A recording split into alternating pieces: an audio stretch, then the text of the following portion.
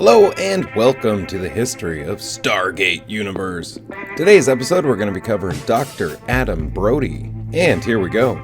Dr. Adam Brody is a male Tok'ra engineer who was assigned to the Icarus Base in 2009. He and roughly 80 people were forced to evacuate Icarus Base during an attack against the base by 3 Lucine Alliance Hatak vessels. He ended up on Destiny, an ancient starship located several billion light years from Earth, and one of his duties on the ship was to help Dr. Nicholas Rush repair the failing life support system, working alongside Dr. Lisa Park.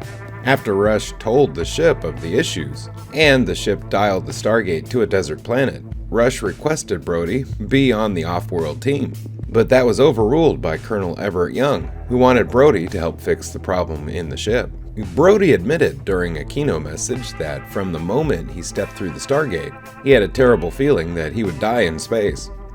While Dr. Nicholas Rush was incapacitated or otherwise preoccupied with more pressing matters, Brody translated all the controls of the ancient shuttle. When it was believed Destiny would be destroyed by colliding with a star, who were selected to board the shuttle to the Goldilocks Zone planet. He later confirmed spectrographic readings of the planet, citing a lack of carbon dioxide meant that there would be a lack of vegetation. Realizing the ship had survived its encounter with the star, the shuttle returned.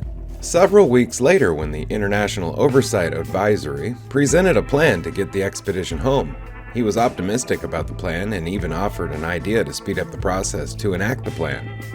Following orders, he and Sergeant Hunter Riley were working in a section of the ship exposed to the vacuum of space when their repairs to a power line failed.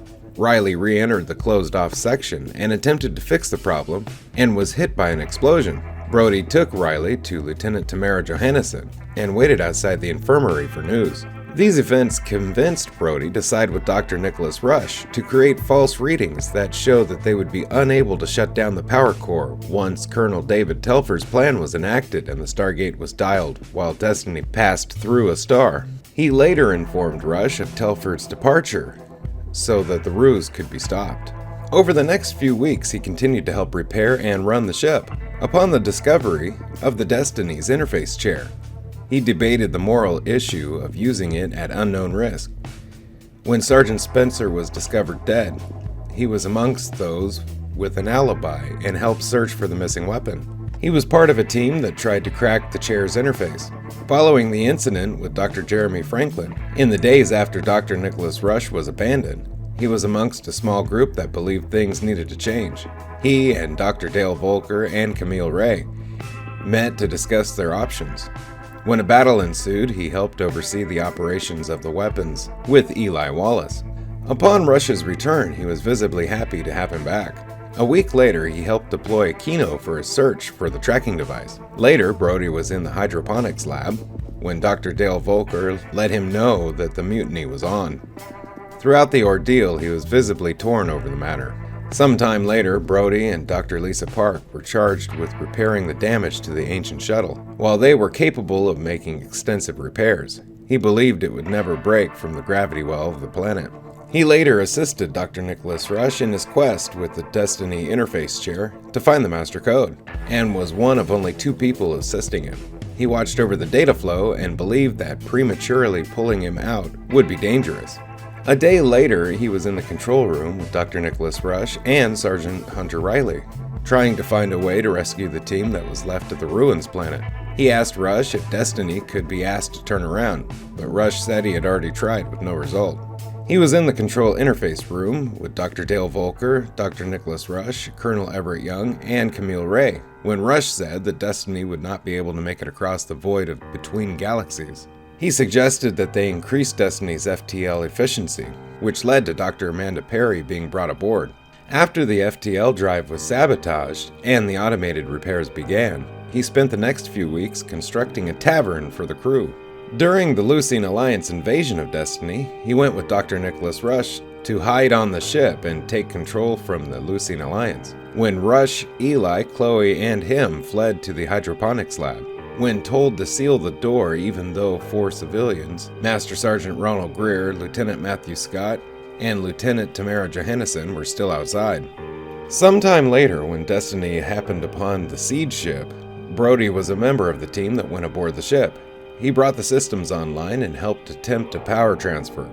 Over time, he began to suspect that the ship's infrequent stops are more than they appear, suspecting that Dr. Nicholas Rush has had a hand in it. It is during this time that Brody begins to supply Colonel Everett Young with alcohol.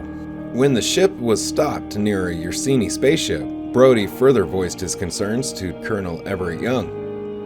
After Young and Nicholas Rush are trapped on the ship, he helps Dr. Amanda Perry get up to speed.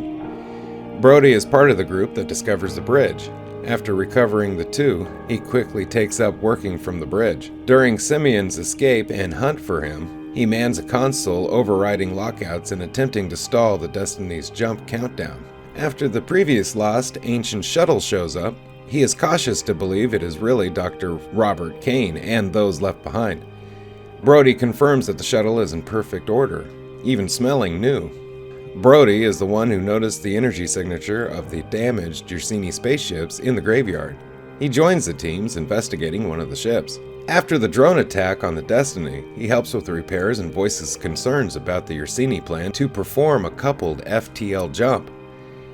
During the attack on the control ship, he mans systems on the bridge.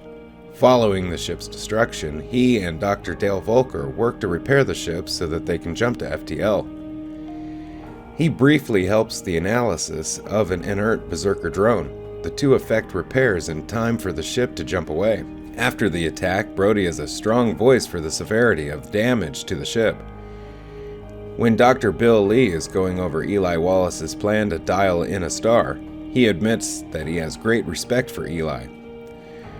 Following their passage through the star and seeing the second Destiny, he agrees that it's worth getting the parts from the other ship and is a member of the team that goes.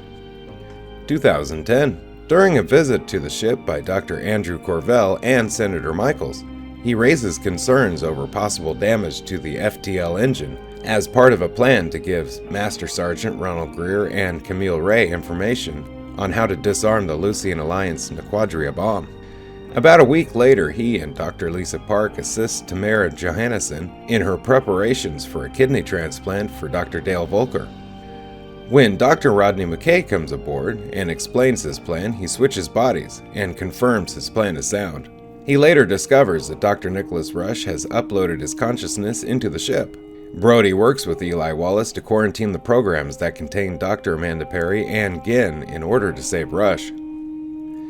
Sometime later, he and Eli Wallace are working on a stasis pod in Destiny's stasis hall when he is trapped. He is later freed, suffering no ill effects. Brody again provides a voice of reason that argues that they need lime for the CO2 scrubbers. When they discover a colony of Novus, he finds that he is a founding father of a nation on Novus by the name of Futura. Upon their arrival at Novus, he uses Destiny's main weapon to breach a hole in the fallout shelter doors. Brody joins the team to the bunker and helps investigate the database and its transfer. When the ship was performing an aero-braking maneuver, in conjunction to a recharge, he questioned the reason for it as reserves were adequate. On an abandoned colony of Novus, he helps gather supplies and is part of a team pinned down by drones. The team was able to make it back safely to Destiny. Finally, he enters a stasis pod for the trip to the next galaxy.